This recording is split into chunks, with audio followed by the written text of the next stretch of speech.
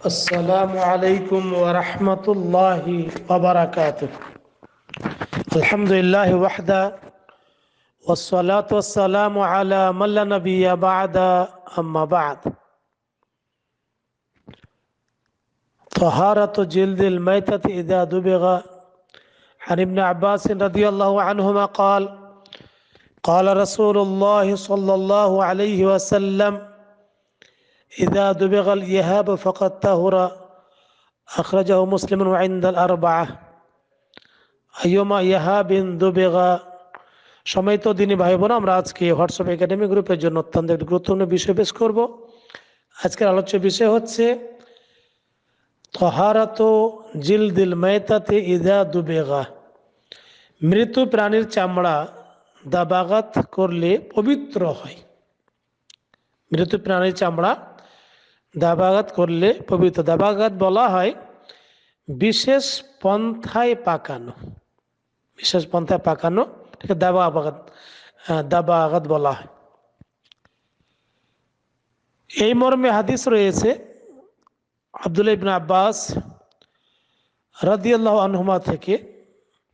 আর ইবনে আব্বাস রাদিয়াল্লাহু আনহুমা قال, আব্দুল্লাহ ইবনে আব্বাস রাদিয়াল্লাহু আনহুমা থেকে বর্ণিত, তিনি বলেন قال رسول الله صلى الله عليه وسلم, রাসূলুল্লাহ সাল্লাল্লাহু আলাইহি ওয়াসাল্লাম বলেছেন ইযা দুবিগাল ইহাবু ফাকাদ তাহুরা। দাবাগাত অর্থাৎ বিশেষ পন্থায় পাকানো দিলে চামড়া পাক হয়ে যায়। আবু দাউদ, নাসাই, তিরমিজি এবং ইবনে মাজাতে আছে আইয়ুমা ইহাবিন দুবিগা, যে কোনো চামড়া দাবাগাত করলে তা পবিত্র হয়। আর আগের হাদিস বললাম ইযা দুবিগাল ইহাবু ফাকাদ তাহুরা, এটা হচ্ছে সহিহ মুসলিমের হাদিস। وعن سلمة بن المحبق رضي الله عنه قال قال رسول الله صلى الله عليه وسلم دباغ جلود الميتة طهورها. সালামা বিন মুহাক্কিব, সালামা বিন মুহাব্বিক, সালামা বিন মুহাব্বিক তিনি বলেন যে রাসূলুল্লাহ সাল্লাল্লাহু আলাইহি ওয়াসাল্লাম বলেছেন দিবাগু জুলুদিল মাইতাতি তুহুরুহা, মৃত্যু পশুর চামড়া দাবাগাত করলে পাক হয়। ইবনে হিব্বান এটিকে সহিহ বলেছেন। এই মর্মে আরেকটি হাদিস রয়েছে আন মাইমুনা রাদিয়াল্লাহু আনহা قالت مر رسول الله صلى الله عليه وسلم بشاة يجرونها فقال لو أخذتم إهابها فقالوا إنها ميتة فقال يطهرها الماء والقرض.